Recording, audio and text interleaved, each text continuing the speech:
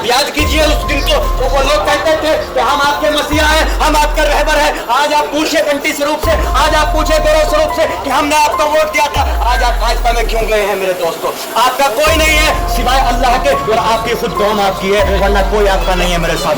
आप लोग वादा कीजिए कि आप लोग सिर्फ और सिर्फ पतंग को वोट करेंगे, इंशाल्लाह करेंगे ना।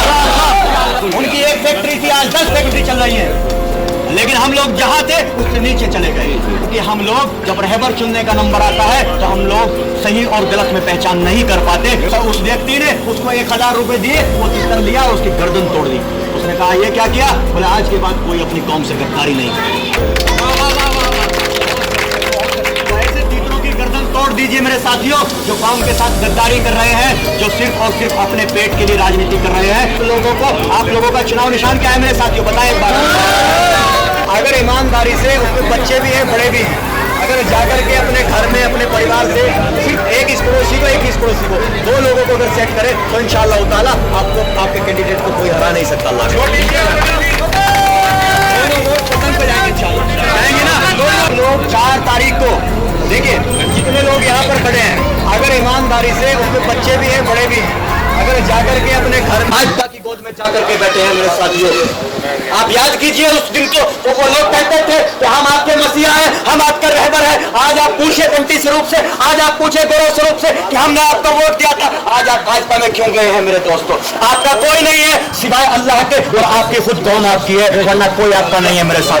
अपने रहबर को चुनिए, अपनी जमात को चुनिए, अपने आप को मजबूत कीजिए मेरे साथियों। अगर आपके दुख सुख में कोई काम आ सकता है, कोई इरशाद भाई आ सकते हैं, अगर आपके दुख सुख में कोई काम आ सकता है, मैं और आप आ सकते हैं, कोई तीसरा व्यक्ति हमारे बीच में नहीं आ सकता। मेरे दोस्तों, मैं आप लोगों को कहता हूं, आप लोग वादा कीजिए कि आप लोग सिर्फ और सिर्फ पतंग को वोट करेंगे, इंशाल्लाह करेंगे ना। हाथ उठा के बता दो। मैं अभी, आप लोग तो माशाल्लाह भाई साहब के समर्थक हैं, पार्टी के समर्थक हैं जो यहाँ पर बैठे हैं।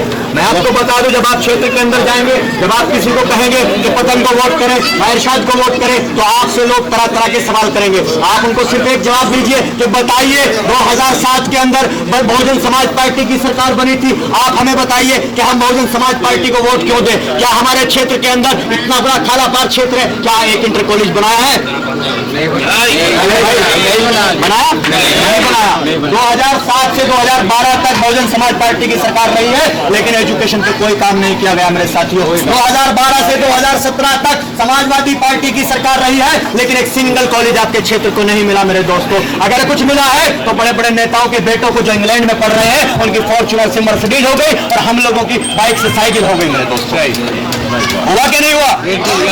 उनकी एक फैक्ट्री थी, आज 10 फैक्ट्री चल रही है, लेकिन हम लोग जहां थे उससे नीचे चले गए। इसके पीछे किसकी कमी है? इसके पीछे हमकी खुद की कमी है, हमारी खुद की कमी है। क्यों? क्योंकि हम लोग जब रहबर चुनने का नंबर आता है तो हम लोग सही और गलत में पहचान नहीं कर पाते। कुछ लोग, मैं आपको एक छोटी सी मिसाल देता हूँ। एक छोटी सी मिसाल ये है कि एक मार्केट के अंदर, बाजार के अंदर एक व्यक्ति तितर बेच रहा था, बोली लगा रहा था 100 रुपए का तितर है। अब एक व्यक्ति आया बाहर शाह सिवाल, बोले भाई तितर कितने का? बोले 100 रुपए का। एक तितर लग रहा कदम मोटा ताजा था, बोले कितने का है? कहने लगे भाई ये तो बिकाऊ नहीं है। क्यों नहीं है? कहने लगे जी मेरा पालतू तितर है। बोले भाई ये बताओ है कितने का? बोले 1000 रुपए का है। बोले भाई इसकी वजह क्या है? बोले इसकी वजह ये है कि ये मेरा पालतू तीतर है, और जब मैं जंगल के अंदर जाता हूँ, मैं फंदी लगाता हूँ, वहां पे इसको बिठाता हूँ, ये अपनी कौम को आवाज देता है, दूसरे तीतरों को आवाज देता है, ये कहता है कि यहाँ आओ, यहाँ अच्छा खाना पड़ा हुआ है, यहाँ घी का चूरमा पड़ा हुआ है। तो तीतर इसकी आवाज सुनते हैं, इसकी आवाज पे भरोसा करते हैं, और वो आते हैं, वो मेरी फंदी में फंस जाते हैं, और फिर मैं उनको ला करके मार्केट में बेच देता हूँ, और इसको मैं उसके बदले घी और चूरी खिलाता हूँ। मेरे दोस्तों, उस व्यक्ति ने उसको 1000 रुपए दिए, वो तीतर लिया, उसकी गर्दन तोड़ दी। उसने कहा ये क्या किया? बोले आज के बाद कोई अपनी कौम से गद्दारी नहीं करेगा। वाह वाह वाह वाह। तो ऐसे तीतरों की गर्दन तोड़ दीजिए मेरे साथियों, जो कौम के साथ गद्दारी कर रहे हैं, जो सिर्फ और सिर्फ अपने पेट के लिए राजनीति कर रहे हैं। मेरे दोस्तों, बैरिस्टर असदुद्दीन ओवैसी अगर वो चाहे तो वो हैदराबाद के किंग माने जाते हैं, अगर वो उनको जरूरत नहीं है। लेकिन मेरे साथियों, वो सुबह गुजरात में होते हैं, तो शाम को वो उत्तर प्रदेश में होते हैं, रात को वो बंगाल में होते हैं। मेरे साथियों, वो सिर्फ और सिर्फ कौम की फिक्र के लिए चले हुए हैं। ऐसे ही आज आपके बीच में भाई इरशाद ने बीड़ा उठाया है, आप लोग इनको भारी मतों से जिता करके नगर पालिका के अंदर भेजिए। मैं आपसे वादा करता हूँ आपके वार्ड की तकदीर और तस्वीर दोनों बदल जाएगी इंशाअल्लाह।